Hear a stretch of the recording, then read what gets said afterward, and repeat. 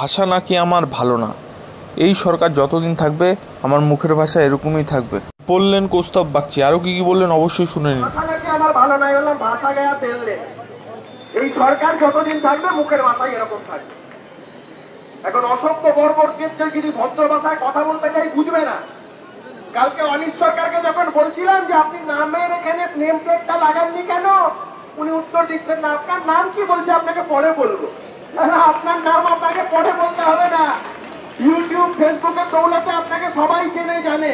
ধুতি পাঞ্জাবি পরে গোপাল ভাড়ের মতন আপনি হেঁটে বেড়ান। এত বড় নির্লজ্জ বেহায়া। আমি তো বলছি পুলিশের সবাইকে, কালকে আমি বলেছি এত বড় নির্লজ্জ বেহায়া। আমি বলেছি আপনাদের বাড়িতে বাবা মা কিছু বলে না? যাদের বাবা মা জীবিত আছে বাড়ির বড়রা কিছু বলে না যে কাদের মারছে? যারা পড়াশোনা করিয়েছে, একটা সময় হাতে কলম ধরা শিখিয়েছে, তাদের মারছে।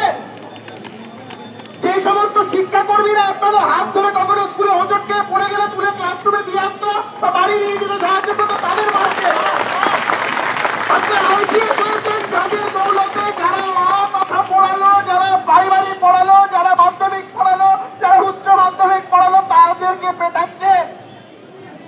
আপনারা ভাবছেন যে দিদিমণি কথা অনুযায়ী এদেরকে পেটালে বুঝিয়ে আমাদের পদোন্নতি হবে। ওপরওয়ালা বলে একটা বস্তু আছে, সব জায়গা থেকে পার পেয়ে গেলে ওপরওয়ালা আপনাদের ছাড়বে না, এটা লিখে রাখুন।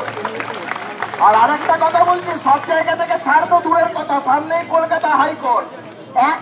একটাকে ইঞ্চিতে ইঞ্চিতে বুঝে নেওয়া হবে। কালকে যে কটা পুলিশের লোক এই অসভ্য বর্বরদের মতন আচরণ করেছে, আমি তো বলছিলাম সকালবেলা যখন সব্যসাচী দত্ত এসে এখানে পিটিয়ে গেল তখন এই সমস্ত বীর পুরুষদের দেখা যায়নি। তো তখন আমি যখন প্রশ্ন করেছি অনিশ সরকার তখন কি মডেলিং করছিল? আমি আপনাদের সামনে বলছি, কালকে দেখা গেছে সব্যসাচী দত্তর নিজের যে পিএসও, নিজের যে সিকিউরিটি, সে পর্যন্ত আন্দোলনকারীদের মারছে। আমি মুখ্যমন্ত্রীর উদ্দেশ্যে বলছি, এই সমস্ত দোষী ব্যক্তিদের বিরুদ্ধে যদি ব্যবস্থা না নেন, এই আন্দোলন তো আরেকদিকে। আপনাদের বিরুদ্ধে আমরা পথে নামবো। এবং আপনারা জেনে রাখুন, আমরা কোন রাজনীতির কথা এখানে বলছি না।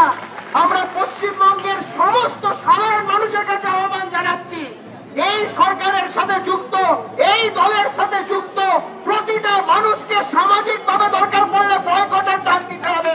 এরা মানুষের পর্যায়ে পড়ে না। কালকে রাত্রির বেলায় টিভির পর্দায় আমরা যে ঘটনাগুলো দেখেছি আপনারা বিশ্বাস করবেন না।